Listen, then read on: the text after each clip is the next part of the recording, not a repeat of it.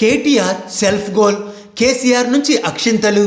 మంత్రి కేటీఆర్ చేసిన ఒకే ఒక ప్రకటన గులాబీలను ఇరుకను పడేసిందా? దీనిపై సీఎం కేసీఆర్ ఎందుకు ఆగ్రహంగా ఉన్నారు అనేదే ఇప్పుడు టీఆర్ఎస్ లో జరుగుతున్న చర్చ. అందుకే మండలి ఎన్నికల్లో సీఎం కేసీఆర్ అంతా తానే నడిపిస్తున్నాడట.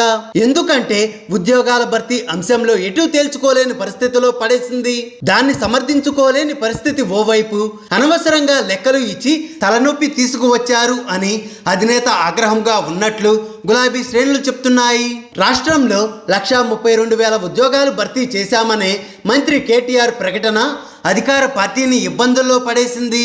దానిపై ఇంకా సర్ది చెప్పుకునేందుకు కూడా ఛాన్స్ లేకుండా పోయింది. రోజుకో మంత్రి దీనిపై ప్రకటనలు చేస్తున్నా అదంతా మేకపోతు గాంభీర్యమే.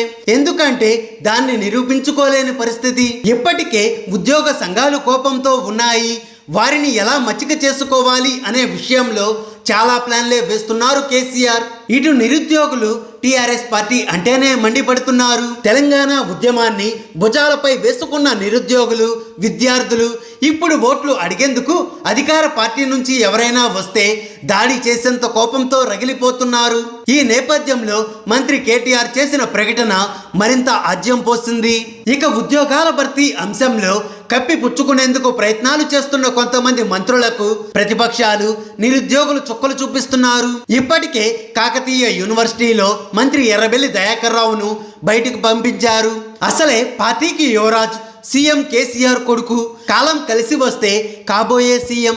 ఇంకేం, పార్టీ నేతలు యువరాజ్ చెప్పిందే అక్షరాలా నిజమంటూ చెప్పుకొస్తున్నారు.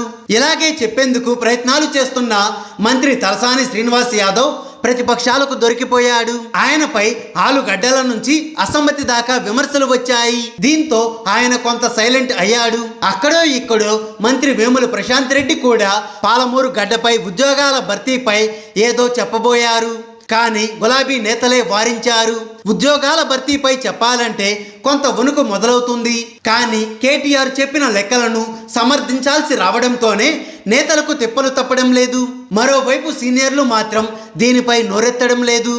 మంత్రులు ఈటెల రాజేందర్, హరీష్ రావు, ఇంద్రకరణ్ రెడ్డి, నిరంజన్ రెడ్డి వంటి వారు మాత్రం ఉద్యోగాల భర్తీ లెక్కలపై కొంత వెనుకడిగే వేస్తున్నారు.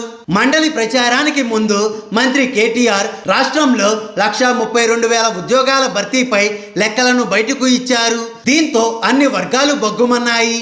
లెక్కలు ఇచ్చిన మంత్రి కేటీఆర్ ప్రస్తుతం దాన్ని చెప్పకుండా ఉండేందుకే ప్రయత్నాలు చేస్తున్నట్లు వారు చెప్పుకుంటున్నారు.